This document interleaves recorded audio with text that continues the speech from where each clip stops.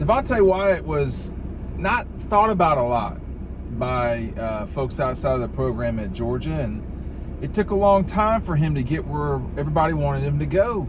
You know, he had been like a 3-star player at Towers, maybe a low 4-star player. And then, of course, he went to junior college for a year, got to Georgia, and, you know, you couldn't really see it coming with him. It took a long time. And then after the 2020 season, he came back to Georgia. And he parlayed that into being a first-round draft pick for the Green Bay Packers. Devontae is one example of many. Ladd McConkey, Devontae Wyatt, Quay Walker. There's really no shortage of them at Georgia. That Kirby's talking about with this quote right here. He says, "We have example after example at our place of people who didn't start and they were frustrated. In the third year they started, in the fourth year, and they were top 3-round draft pick." That's a pretty good career. He's talking about top 100 players. I always talk about top 100 players. He's talking about top 120 players. He said that's a pretty good career. I think it's good. And he goes on to say, and if players can make money while they do that off their name, image, and likeness, that's good. And that's a good thing. So Kirby is making the argument that things are, it's good that things are not the way they once were, because not only while you are getting yourself in position to, in theory, be a top 100 draft pick and change your life forever with, you know, a contract that's going to be worth millions of dollars.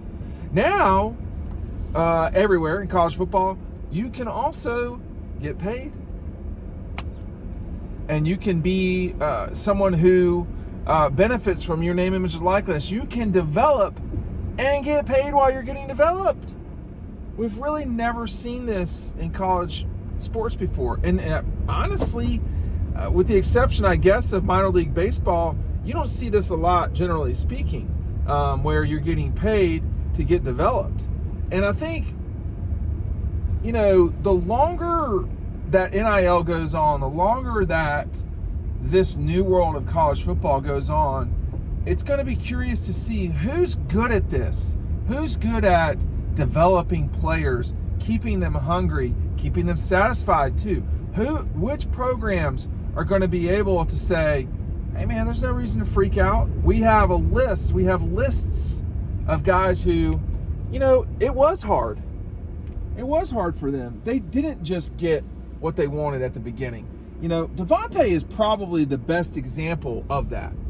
Devontae was, Quay Walker might be a better example, because I don't know. Both those guys are really good examples. But for Quay to, this is a wrong word to use, but I don't know what other word to use. For Quay to show up the way he did, so big at the end of the 21 season. Think about that game against Tennessee that he had up at Neyland with all those sacks. Think about how his performance, in the playoffs. Quay Walker was a really good player for Georgia, but he was a guy, I know that, Matt, Dylan, and I were, and Ryan, I guess, too, would be like, is this gonna, what's going on there? What was going on was he was developing. And he had really good players in front of him, Monty Rice, Kobe Dean. There were good players at Georgia the whole time. It just so happened that Quay Walker was playing, special teams at a higher level as he got developed. He was getting ready to be a star or the star in key moments for Georgia. When Kirby and company, Schumann, Kirby, whoever, I think this is the case more on defense at Georgia than it is offense, but there are other examples, and I'll get to those too. When they can show this and sort of prove this, that's another nugget for you in the recruiting world when you're going to go sign guys like Amarius Mims, when you're going to go sign guys like Broderick Jones, let's rewind back to the national championship again. I talked about Quay Walker. When Broderick Jones, it can't just be because of this, but when Broderick Jones went into the lineup for Georgia during the Alabama game, that game changed. Now, it may have coincided with James Cook blasting off for a really long run. I don't know. But Broderick Jones didn't play a lot. He didn't start. Amarius Mims didn't start until his final season at Georgia. He started in the national championship games, the college football playoff games, but Amarius Mims was not a full year starter, if I'm not mistaken. Broderick Jones definitely was not. Now, a lot of stuff, y'all, comes off memory. I can't remember every single thing. I don't have it in my brain, a lot of times. But, that just those four guys, and they all went in the first round. Broderick is going to be a Pittsburgh Steeler for a while. The Steelers would be nuts to let him go. To let him get out of there. They're not going to let him go. It's going to be a matter of him getting out of there. Amarius Mims obviously just got drafted. So those two guys, Devontae, Quay Walker, both with the Packers. And, and I wouldn't say Ladd McConkey was frustrated. It didn't seem like it to me. But I don't have my glasses.